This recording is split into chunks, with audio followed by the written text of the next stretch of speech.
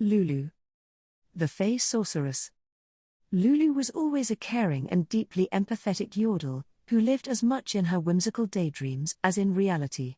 One day, while wandering the material realm, she came upon what appeared to be a bird with a broken wing.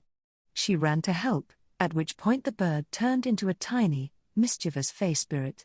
Before she could react, the fairy grabbed her walking stick and took off. Giggling, Lulu gave chase. The spirit led her far into the forest. They went over boulders, under logs, and around ancient, overgrown stone circles. The fairy darted into a cave hidden behind a waterfall, and Lulu went after it. It flitted ahead, always just out of reach. Down and down and down they went. Lulu tumbled and scrambled around twisted roots and glowing mushrooms, and at some point they crossed over into the spirit realm without her realizing it.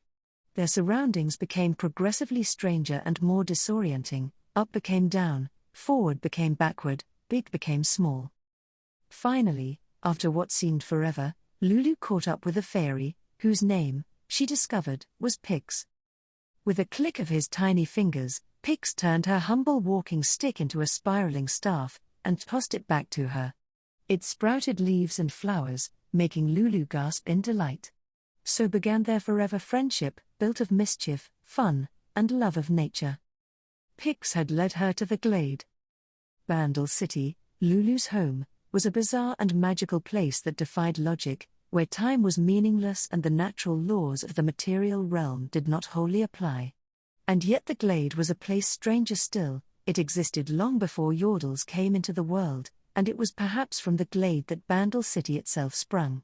A place of raw primordial magic, it was hidden away so deeply that no yordle had ever found it. Until now. Here, Lulu's own magic became wildly magnified. Laughing joyfully, she discovered she could reshape her surroundings at will, as well as alter her form to whatever she wanted. Everything and anything from her overactive imagination came to life. Lulu didn't know if Pix had brought her here because he saw in her a kindred soul and simply wanted someone to play with, or if the glade needed her for some other purpose, but she fell in love with it instantly. Her life became one of endless creation and play, and she soon forgot anything else existed. When finally she remembered, it was like waking from a dream. She found herself back in the material realm, not knowing if a single day had passed, or 1,000 years. To her surprise and joy, she found that some of her newfound power had come with her, allowing her to make small things large, change colors to those more pleasing to her, and cause creatures to fall spontaneously asleep. To Pix's endless amusement, she turned the mightiest beasts into tiny, bewildered frogs or squirrels with a flick of her staff. Nevertheless, she began to miss the glade. She decided to go back, but realized she didn't remember the way. Pix was no help, claiming to have forgotten as well, though it was possible he just didn't want to return quite yet. Unperturbed, Lulu set out anyway. She was certain the route back to the glade was always shifting, making one way as good as another. She simply picked whatever direction took her fancy at any particular moment, and even threw herself into seemingly terrible danger whenever it looked fun. Her travels took her far and wide, and magic, mayhem, and mishap tended to follow wherever she went.